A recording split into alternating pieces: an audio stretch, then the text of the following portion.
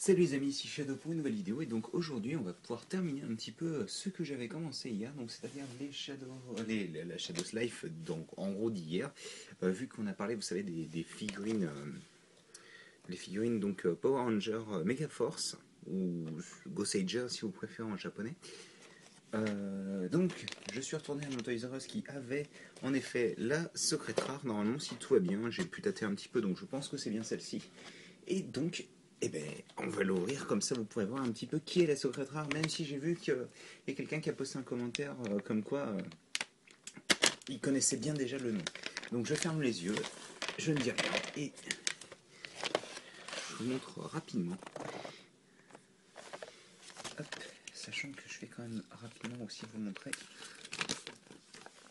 Donc, on voyait, comme je vous disais, ici, vous aviez le casque, là l'armure, et donc là il montrait aussi l'arme du personnage qui était ici en fait. Et donc c'est Robo Knight, apparemment d'après ce que j'ai pu comprendre, en anglais au moins. Donc qui en gros plus ou moins c'est un header directement en fait qui peut être transformé en ranger d'après ce que j'ai pu comprendre. Et donc au niveau du corps il est exactement pareil que les autres. Il est transparent, alors ça j'aime bien les figurines transparentes donc moi ça me fait toujours plaisir. Et puis contrairement au ranger noir transparent il n'a pas trop de détails donc c'est pas trop embêtant. On enfonce l'armure donc. Et ensuite on vient placer la tête totalement transparente dessus. Hop.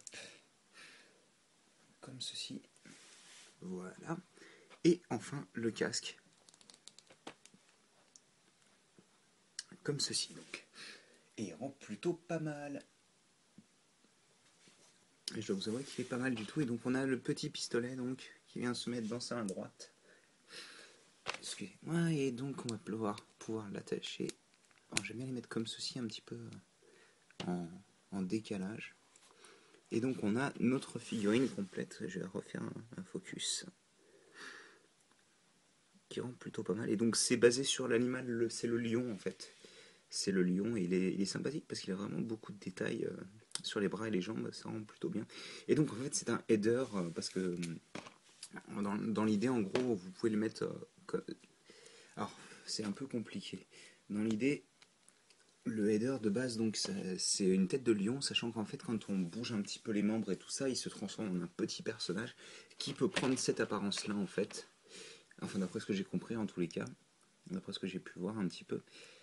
Mais c'est vrai que j'aimais bien le design et je me suis dit c'est plutôt cool d'avoir un personnage en figurine de celui-ci, même si je trouve quand même que celle-ci rend vraiment bien, la ultra rare.